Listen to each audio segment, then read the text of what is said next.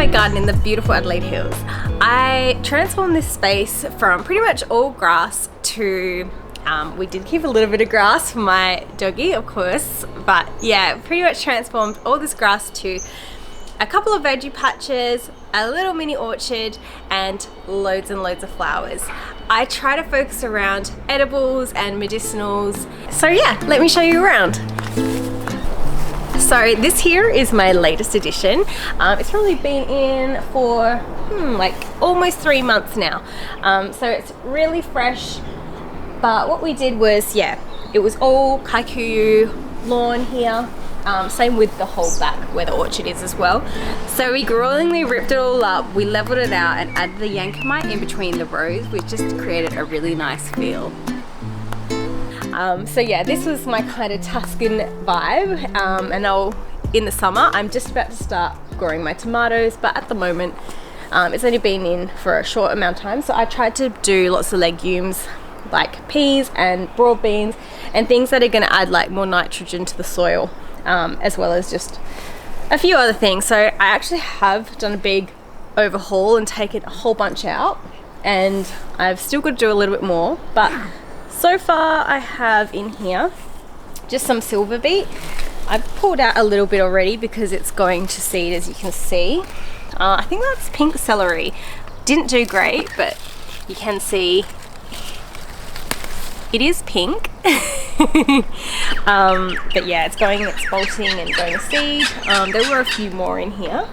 And then this is my peas. So with my peas, this was my like 4th attempt. We had a bit of a rat problem for the first time earlier this year. I think it was something in the hills. There was a bit of a plague. And so every time they'd get to like this big and then they'd just get eaten up. So I'm so thrilled that they came this far and we've had so many delicious peas.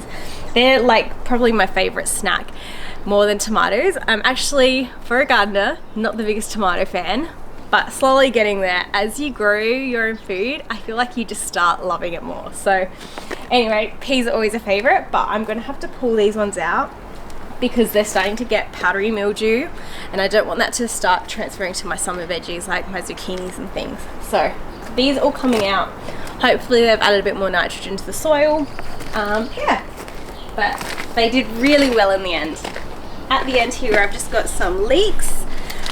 It was my first time growing leeks, and yeah, I'm really excited. I haven't actually eaten one yet, but I'm gonna make a soup soon before it gets too hot. And yeah, they've got these little things at the end. I don't know if that's just it going to flower, probably, but yeah, I might save a few seeds and just chop them off and see how we go with those. More silver beet or rainbow chard. Got a couple of these tiny little sunflowers. I raise them in punnets and kind of let them just get really leggy, so I don't know how they'll actually go. Hopefully they flower and we just get cute little ones that I can put in a vase. This is warrigal greens. It's kind of like a native spinach and it thrives here. Like, yeah, it's only been in the ground for 2 months and yeah, it just went nuts. I actually had heaps more in all the beds when I was first planting them out, but yeah, it really just goes crazy. Here I've got 2 capsicums, just standards, and I think another 2 at the end here.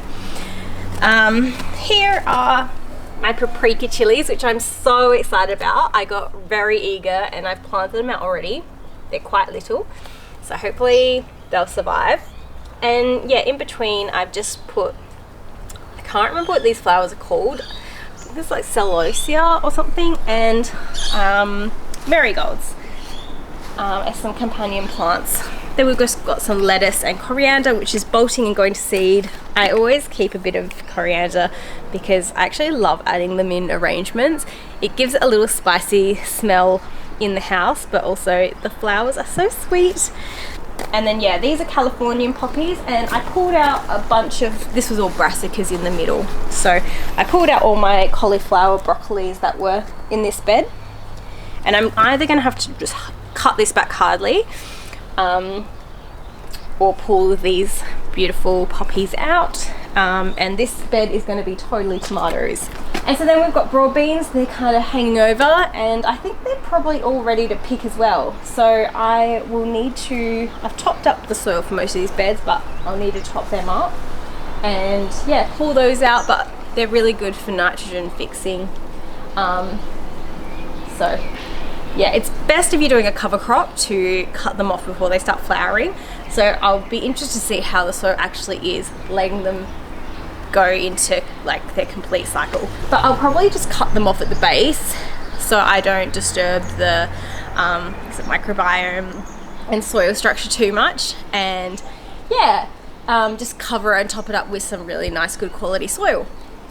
Here are my delphiniums or larkspur. I feel like they're more larkspur, but I think I just got these from Punnet, and these are my pride and joy at the moment. They are beautiful. Look at these beautiful colors. There's different pinks and purples and like, oh, this electric violet.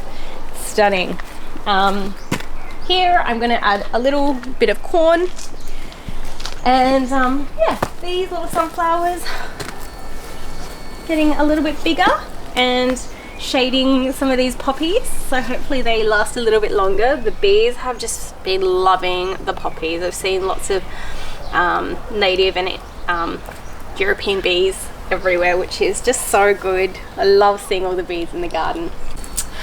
So here we have a mulberry. It's actually grafted with the Soooo white mulberry, which is my absolute favorite. It's the long white one, and then I think it's just like some kind of general English variety as well.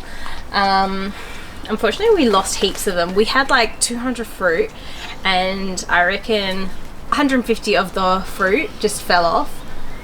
We've got a few hanging on in the center, and the birds have been loving it as well. So yeah, a bit devastated because I thought I was going to get loads of fruit this year, and I don't know why they just decided to fall off. But anyway, here we have fig trees. So we've actually got 3 different varieties in this hole.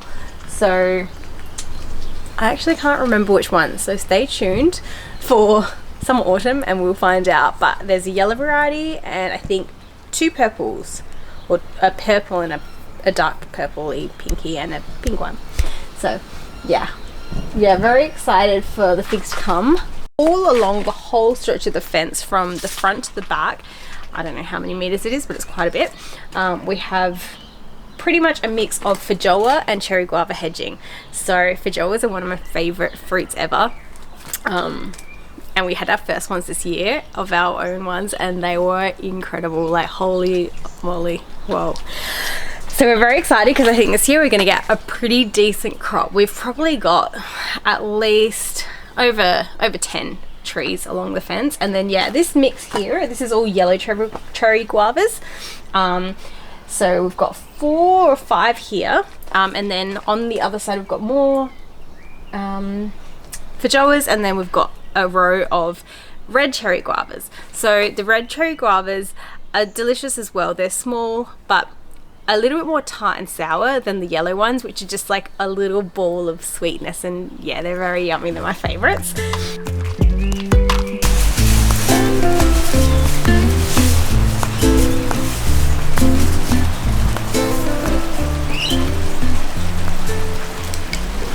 So I've pretty much planted out most of my summer veggies. I've just got to put in the tomatoes. So I put in a few tomatoes here and there, but for my new veggie patch, I want to do a whole row of tomatoes and then maybe another half a row. So like my dahlias, I made these really cute little tags that are going to help me know what I've planted. And also I like things to look pretty, and I'm very visual and color coordinated, so yeah, I've kind of planned them out how I just want them to look together.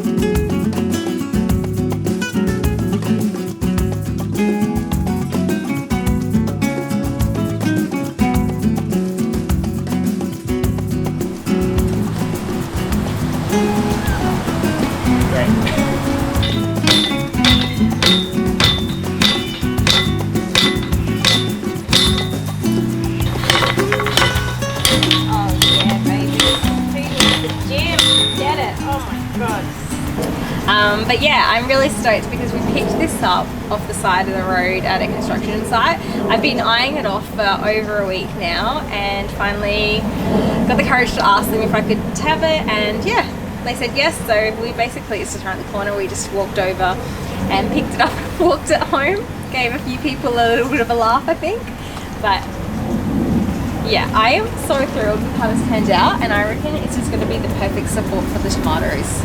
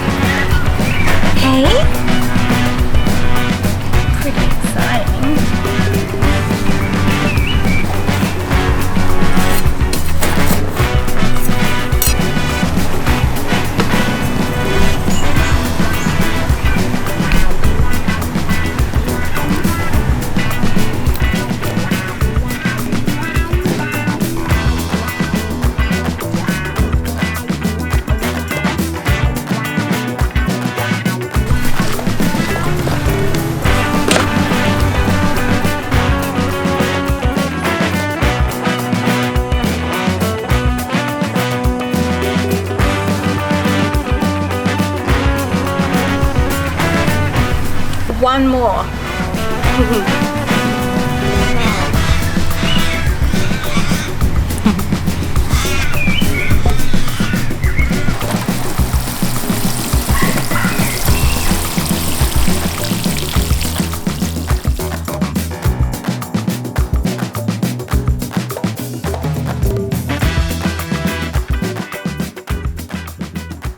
So yeah, I am pretty stoked with how this project turned out. I think the Rio really made it. And yeah, I'm just thrilled. I'm just so excited to see the tomatoes sprawling all over it. Coming into summer, I'm gonna have loads more projects like this, and just, yeah, garden updates and things like that. So if you wanna have a little bit of snoop, see what's going on in my garden again, yeah, tune in next time. Thanks for watching.